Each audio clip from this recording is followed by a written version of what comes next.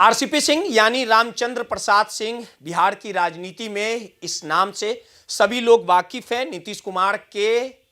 भरोसेमंद साथी, एक दौर में इन्हें माना करता था। राजनीति में 25 सालों का अनुभव रहा और राजनीति सफर की शुरुआत करने से पहले आरसीपी सिंह प्रशासनिक सेवा में थे, यानी यूपी कैडर के आईएएस थे। बिहार के नालंदा के रहने वाले थे और प्रशासनिक सेवा के समय नीतीश कुमार जो बिहार के मुख्यमंत्री हैं उनके साथ उनका अनोखा रिश्ता था। 25 सालों तक उनका साथ रहा, यानी जब प्रशासनिक सेवा से उनकी समाप्ति हुई उसके बाद अपने राजनीति सफर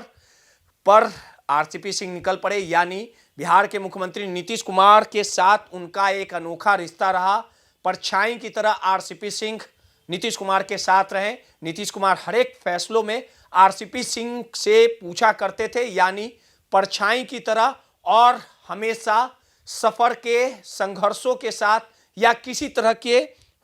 फैसलों में आरसीपी सिंह की भूमिका कहीं ना कहीं रहती थी। और आरसीपी सिंह के राजनीति सफर की बात कर ली जाए तो आज आपको आरसीपी सिंह के बारे में बताएंगे कि आखिर आरसीपी सिंह फिर से क्यों सुर्खियों में। आपको पता होगा कि आरसीपी सिंह की 2 बिटियां है। एक बेटी आईपीएस लिपि सिंह है और दूसरा बेटी इस बार चुनावी मैदान में कूदी थी और सुप्रीम कोर्ट से वकालत भी कर रही है। और आपको पता ही होगा कि जब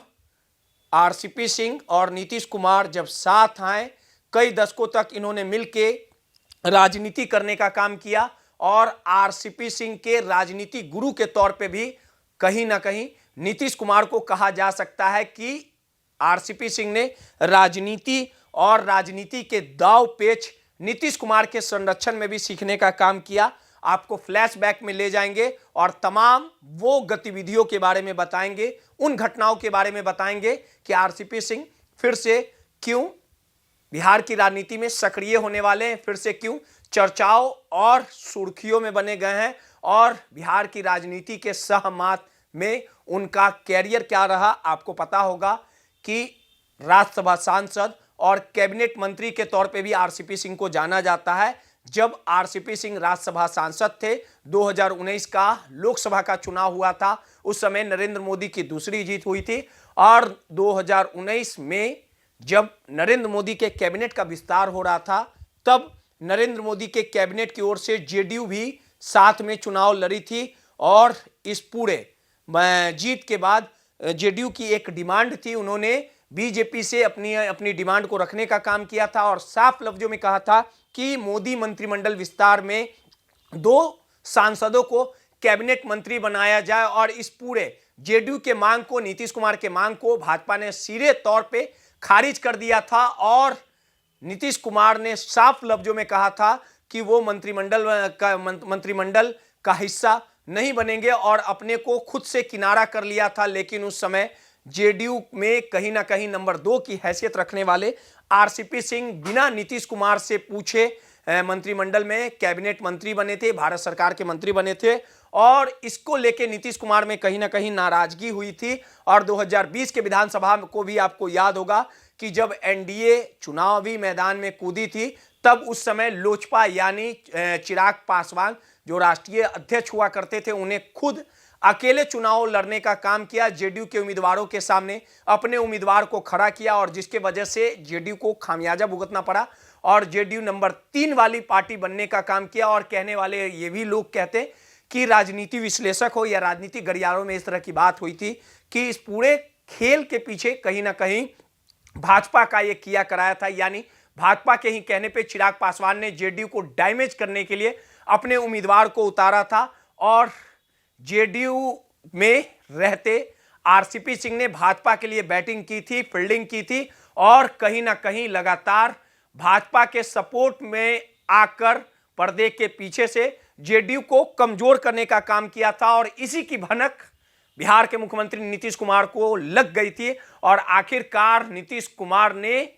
जेडीयू से आरसीपी सिंह को बाहर का रास्ता दिखाया। बाहर के रास्ते को दिखाने के बाद जेडीयू ने साफ तौर पे आरसीपी सिंह को नकार दिया था और आपको पता ही होगा कि उस समय गठबंधन नहीं था और भाजपा में आरसीपी सिंह शामिल हुए थे। यह कयास लगाया जा रहा था कि ओबीसी नेता के तौर पे, ओबीसी वोट बैंक के तौर पे आरसीपी सिंह नीतीश कुमार के कोर वोटर को नुकसान पहुंचा सकते हैं और इसका फायदा बीजेपी आरसीपी सिंह के चेहरे पर लेने का काम करेगी, नीतीश कुमार से बदला लेगी। लेकिन आरसीपी सिंह उस वादे और इरादों पर भाजपा के भरोसे पर आरसीपी सिंह नहीं उतर पाए। फिर जेडीयू भाजपा एक हुई और नीतीश कुमार के ही कहने पे जिस प्रकार से जो बातें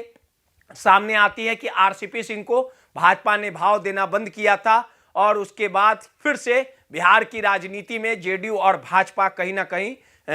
सरकार को चलाने का काम कर रही थी। उसके बाद आरसीपी सिंह ने अपनी पार्टी बनाई और पार्टी बनाने के बाद जो 2025 के चुनावी जंग में जो प्रशांत किशोर ने पदयात्रा निकाली, फिर जनसुराज का निर्माण किया और आरसीपी सिंह अपनी नई पारी खेलने को बेताब थे, क्योंकि बिहार की राजनीति से वो पूरी तरह से विलुप्त हो चुके थे। और आरसीपी सिंह ने अपनी पार्टी का विलय प्रशांत किशोर के जनसुराज में किया, अपनी पार्टी को बेटी को चुनाव लड़वाने का काम किया। लेकिन जिस जनसुराज के नैया पर सवार होके आरसीपी सिंह कुछ मंजिल को प्राप्त करना चाहते थे, बिहार की राजनीति में अपना वजूद फिर से कायम करना चाहते थे, वो राजनीति में वजूद उनका और समाप्त हो गया। और आरसीपी सिंह समझ चुके हैं कि बिहार की राजनीति में अगर बने रहना है तो कहीं ना कहीं पुराना दांव खेलना पड़ेगा। और ऐसे में जो बातें सामने आ रही है, कुछ दिनों पूर्व आरसीपी सिंह का जो एक बयान आया था, पटेल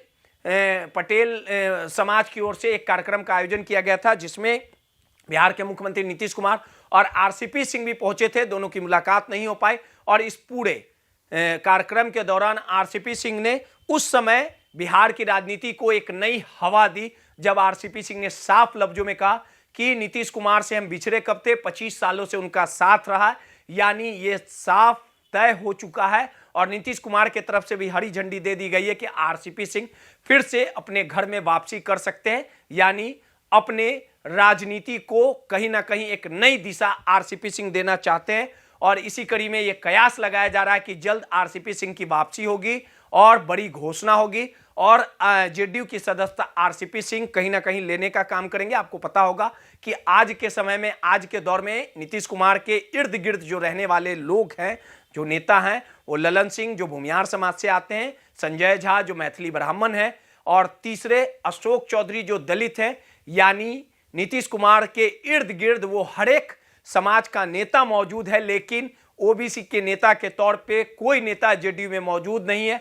और वो कहीं ना कहीं सर्वोसर्वा आरसीपी सिंह हमेशा बने रहते थे, यानी आरसीपी सिंह की वापसी होती है तो ओबीसी के तौर पे दूसरी बड़े चेहरे के तौर पे आरसीपी सिंह को देखा जा सकता है। अब जब आरसीपी सिंह की जेडीयू में वापसी होगी तो आरसीपी सिंह को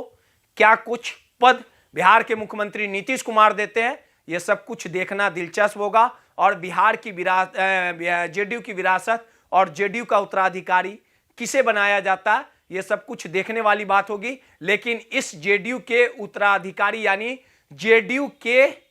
विरासत को संभालने के लिए हर एक वो जेडीयू का बड़ा चेहरा यानी नीतीश कुमार के पीछे वाले चेहरे उस दौर में हैं, उस लाइन में लगे हैं और वो उम्मीद